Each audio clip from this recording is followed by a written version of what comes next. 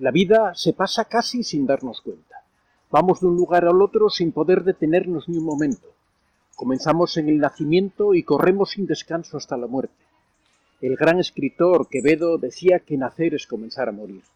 Pero si alguien sufre este proceso del transcurrir de la vida de un modo especialmente cruel, ese es el narcisista. Veamos por qué. El narcisismo es un trastorno de la personalidad que, según todas las investigaciones hasta la fecha, surge en la infancia. Los niños que van a ser narcisistas tienden a sentirse superiores a los demás, fantasean acerca de su éxito personal y piensan que merecen un trato especial. Al sentirse humillados, desplazados o ignorados, suelen responder con agresividad y violencia. Esta creencia de su superioridad ante los demás es un mensaje que cala en la conciencia del niño y que lo interiorizará como un arma de defensa frente a cualquier dificultad que le presente la vida. Esta sobrevaloración y sobreprotección que los padres proporcionan a los hijos provoca en realidad seres indefensos y con una autoestima muy baja, que encontrarán su vía de escape en la creación de un mundo paralelo en el que ellos son los reyes, las autoridades máximas. Ese es el mundo de fantasía en el que vivirá el resto de su vida el narcisista. A partir ya de la infancia, en principio con la ayuda involuntaria de sus padres, el narcisista comienza a construir su realidad diferente que se convierte en su barrera de defensa frente a las enormes debilidades que tiene, esas incapacidades para afrontar la vida. Empieza ya en la infancia una vida de manipulación emocional sobre los que le rodean, que será lo que le permita hacer frente a sus deficiencias sociales. Aprenderá pronto que el encanto, la seguridad e incluso la arrogancia son cualidades muy apreciadas por el resto de la sociedad. Está dispuesto a ser simpático y empático, aunque no lo sienta. Ya sabe también la importancia de la buena apariencia y poco a poco va conociendo los resortes por los que funciona la vida social. Ya ha comenzado una carrera para destacar, por sobresalir, por parecer siempre el mejor en todo. Lo triste es que todo esto no le es suficiente. Su incapacidad emocional, su inseguridad profunda, su falta de adaptación a la vida verdadera le hacen necesitar de un grado más de aceptación de los que le rodean, especialmente de su fuente primaria de combustible. Es por ello que necesitan de la subordinación, la humillación, la sumisión absoluta de su víctima. Es ese trato cruel el que le hace sentir superior. El suministro de combustible secundario que le proporciona el entorno social está bien, pero nunca puede estar seguro de que sea sincero. Sin embargo, la degradación sin paliativos de su víctima sí le llena de satisfacción porque considera que no pueden alejarse de él. Y esto precisamente es lo trágico del narcisismo. Si solo necesitara de la adulación de los que le rodean, si se conformara con sentirse importante, estaríamos hablando de un simple complejo de superioridad, pero no es el caso del narcisista. Él esencialmente necesita de la humillación y desvalorización de la víctima para obtener su combustible narcisista.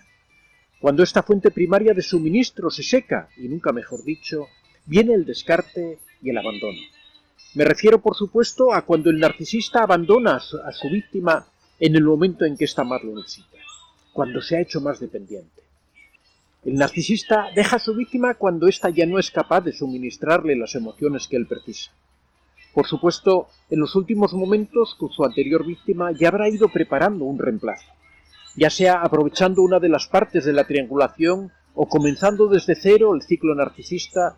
Cuando se produce el momento del descarte, el narcisista ya tiene el sustituto o la sustituta del que proveerse de combustible. La víctima, rota y destruida, siente el dolor, pero también el alivio del abandono. Con mucho esfuerzo logrará recuperarse. La naturaleza humana tiene tanta pujanza que incluso de la destrucción más absoluta es capaz de renacer como un ave fénix de sus propias cenizas. Pero atención, cuidado, el narcisista siempre vuelve. Como el agricultor que ha sembrado unas semillas, el narcisista regresará cuando vea la recuperación de su víctima a recoger los frutos de esa recuperación. Sigue creyendo en su capacidad para manipular y controlar especialmente a aquellos que considera que le pertenecen. Llegará de nuevo con halagos y lisonjas, repartiendo sonrisas por doquier, dejando caer su magnanimidad, aceptando que vuelvas a ser de su propiedad, perdonándote la vida por todo lo que según él tú le has hecho sufrir. Así es el ciclo de vida del narcisista. Pero como te decía al comienzo, el tiempo corre inexorablemente para todos. Aquellos que viven la vida de una forma auténtica y sincera lo llevarán mejor. Los que han hecho de su vida un teatro en donde ellos siempre son los protagonistas, al igual que en una obra, les llega el momento en el que pierden el papel, en el que se tienen que bajar del escenario. A medida que disminuyen sus capacidades, cada vez les cuesta más ser aceptados como números uno, donde antes triunfaban, ahora solo cosechan fracasos. Al narcisista se puede decir que le atropella la vida. Todo el camino de maldades, de sufrimientos, de abusos, de atropellos, ahora se vuelve contra ellos. La prestancia de su juventud va desapareciendo y van llegando los achaques. Pero ya se sabe, el que siembra viento recoge tempestades y al final la justicia divina se cumple. No hay nada que más aterrorice al narcisista que la vejez y la muerte. Ha perdido toda su arrogancia y se ha ido transformando en amargura. Ahora ya no puede hacer frente a los otros, ya no es la estrella rutilante. En cualquier cosa que se proponga siempre habrá otros más jóvenes, más guapos, más fuertes, más elegantes, pero aún le falta el golpe final. Al sentirse viejo, sin fuerzas, desarmado, tratará de volver con aquellas víctimas que ha ido dejando por el camino. Confiará aún en esas maniobras de manipulación que había utilizado antaño, pero se va a encontrar con víctimas que afortunadamente han conseguido recuperarse y sobre todo entender el drama que han vivido. En la mayoría de los casos seguro que no habrá odio, pero sí el recuerdo y la conciencia verdadera de todos los sufrimientos vividos, y eso será suficiente para alejar al narcisista, viejo y decrépito, de ellos. Al final de todo este proceso que es la vida, al narcisista solo le queda la soledad y el abandono. Todo el mal que han sembrado se les vuelve en contra y la verdad es que no están preparados para afrontarlo.